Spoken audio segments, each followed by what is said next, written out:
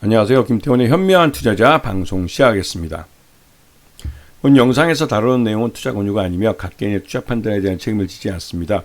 별도 SNS 채널 가입을 유도하거나 투자 권유 및 유료 리딩 서비스로 홍보하는 불법 사칭 계정에 유의하시기 바랍니다.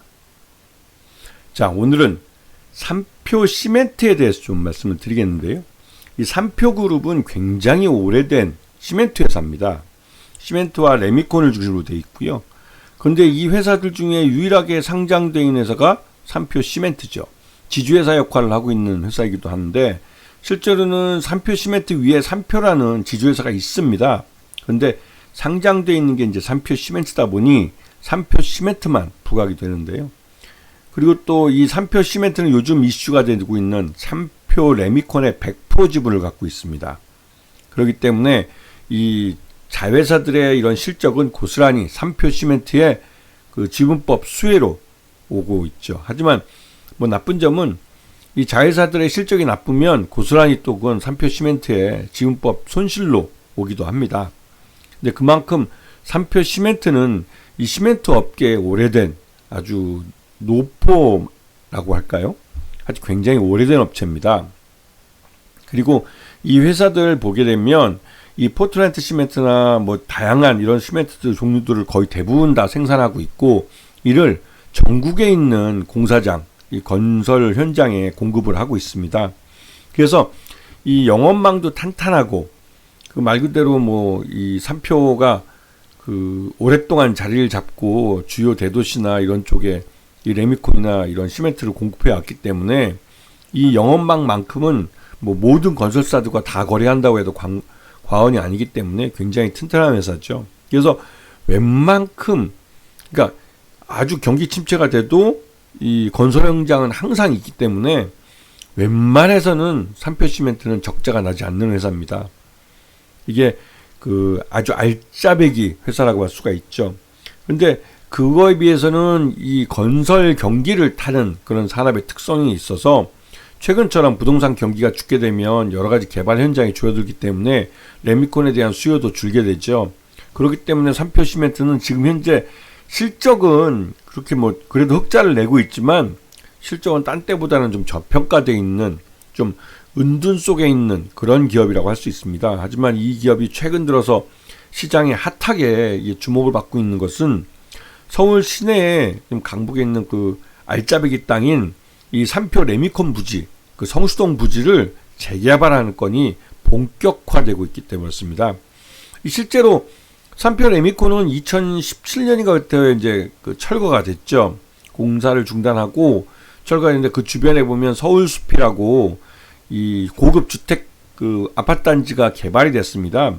그런데 바로 옆에 분진을 날리는 그 시멘트 분진을 날리는 이런 레미콘 공장이 있는 게 솔직히 그 성수동 집값을 떨어뜨리고 그 부동산 가치를 그러니까 그 훼손하는 요인이 되었죠. 그래서 주변에 이제 고급 아파트 단지가 생기면서 또 서울숲이 생기면서 이 삼표 레미콘에 대해서 성수동 그 삼표 레미콘에 대해서 말들이 많았습니다. 불만도 많았고. 근데 삼표 입장에서는 서울 시내 한복판에 이 시멘트 공장, 그러니까 레미콘 공장을 갖고 있는 이점이 대단한 거죠. 서울 시내 모든 사업장에 그 단 몇 시간 안에 바로 레미콘을 갖다 줄 수 있기 때문에 이 어떻게 보면 서울 시내 개발에 있어서 이 삼표 레미콘, 삼표 시멘트는 우선적으로 거래해야 되는 그런 거래처였습니다. 그런데 이제 이런 이점보다는 서울도 이제 대부분의 대규모 개발은 거의 마무리되어 가고 있기 때문에 그런 그 이점보다는 오히려 부동산을 개발을 해서 수익을 가져가는 게 더 훨씬 낫겠다라는 생각이 들고, 특히나 성수동 주변이 서울시에서 적극적으로 글로벌 업무지구로 개발한다고 하면서 여기다가 이제 77층짜리 고층 빌딩을 짓기를 희망하고 있죠. 근데 이거는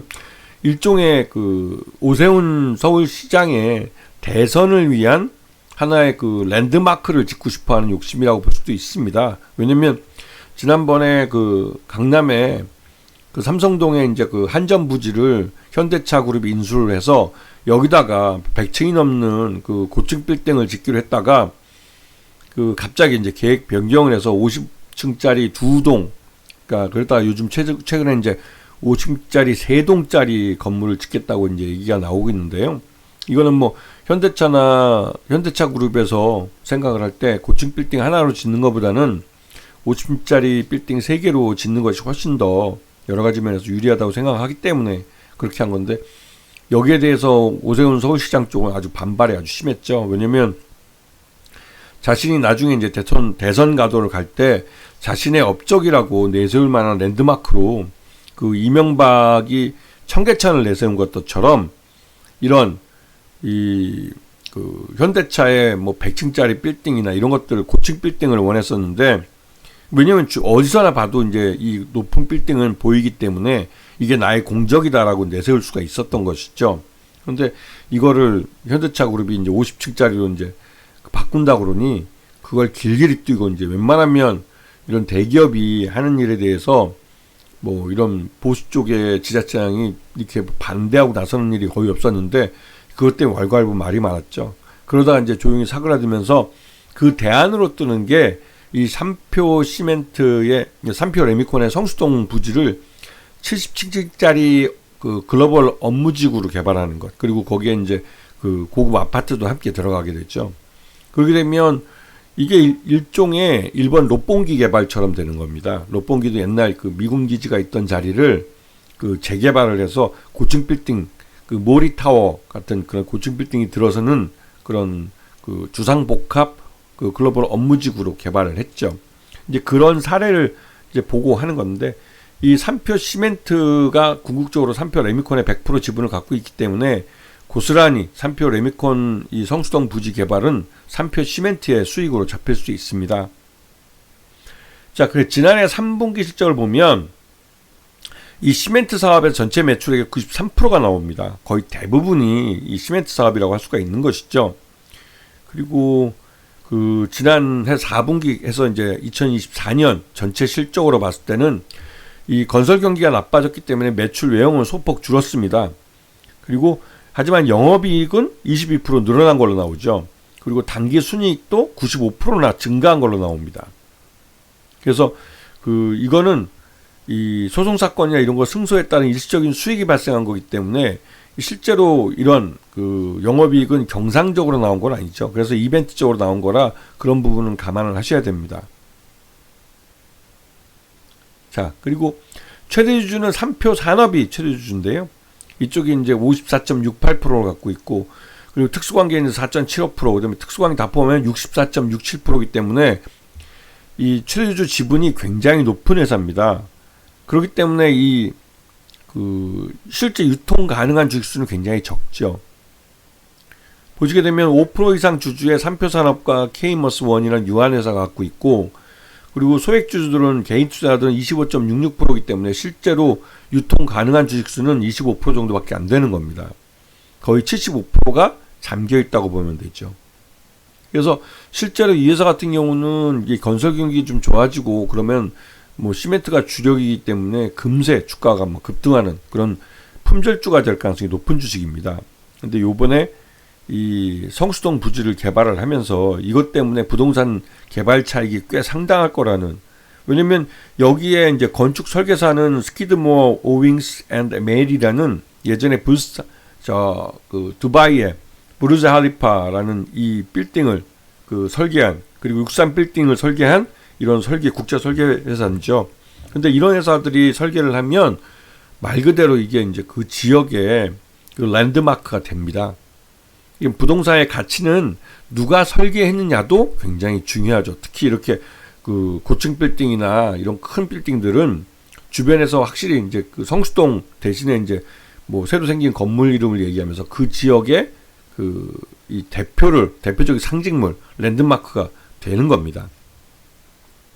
자, 그래서 지금 이게 서울시가 조감도라고 이제 내세운 건데요. 굉장히 멋있죠. 이게 이런 빌딩은 주변에 이제 이런 아파트를 아우르는 이런 그것도 서울숲 안에 이런 빌딩이 생기는 거기 때문에 생활권은 굉장히 좋은 거죠. 그래서 이것도 새로운 서울의 부촌이 될 가능성이 큽니다. 여기에 국제적인 기업들의 그러니까 한국 법인이 여기 들어오기 때문에 들어오고, 그래서 일자리도 양질의 일자리도 있고 또 고급 아파트들도 이 안에 같이 있기 때문에 생활 주거단지 뭐 백화점에 이런 것도 입주하고 그러기 때문에 굉장히 좋아질 가능성이 크죠. 그래서 여기는 그 이 주변에 성수동 지역도 이제 그 이 한양대 이쪽에 보면 한양대 병원도 가까이 있고 한양대학 좋은 대학입니다. 그리고 건대도 가까이 좀 있습니다. 그래서 이 건대도 병원도 800배짜리 병원이죠. 최신 병원이고 이런 병원도 가까이 있고 그러니까 입지로서는 굉장히 좋은 거예요. 그래서 여기가 대중교통편이 좀 불리하긴 하지만 뭐 그런 점은 나중에 뭐 향후 이제 뭐 지하철이나 이런 것들이 또 새로 놓여질 수도 있고 그 대중교통의 버스 같은 걸로 충분히 갈 수도 있기 때문에 그리고 요즘 이제 성수동이 굉장히 핫해지는데 이런 랜드마크 빌딩이 들어오면 그 성수동이 더 핫해질 수 있는 것이죠. 예전에는 거기가 신발 공장하고 포장지 공장 뭐 이런 공장의 서울 시내 제2의 구로공단처럼 그 대표적인 공단 지역이었습니다. 성수동이. 그런데 이제는 성수동이 그 말 그대로 이제 핫한 그 팝업들이 많이 모이는 그런 지역으로 개발되면서 젊은 층들에게는 굉장히 그 핫한 지역으로 그 알려져 있죠. 근데 그런 지역 주변에 이런 대규모 랜드마크 건물이 세워지고 개발된다는 건 부동산 가치가 있다는 그런 걸로 볼 수가 있는 것이죠. 그래서 3표 시멘트가 꽤 이걸로 재미를 볼 수 있습니다. 근데 이게 2032년에 완공이 되기 때문에 그때까지는 시간이 많이 남아있죠. 그래서 지금 3표 시멘트 같은 경우는 이 개발 수익이 얻을 때까지는 시간이 꽤 걸리고 지금은 계속 개발을 위한 돈이 들어가야 되는 단계이기 때문에 3표 시멘트가 오히려 주가는 그게 덜 반영되지 않은 상태라고 할 수 있습니다. 그리고 요번에 이벤트적으로 발생한 이익 때문에도 일단 일시적으로 적정 주가는 6,000원 정도로 평가되고 있지만 지금 현재 시멘트 사업 자체가 이제 경기가 안 좋기 때문에 건설 경기가 3,000원대로 저평가되어 있는 것이죠.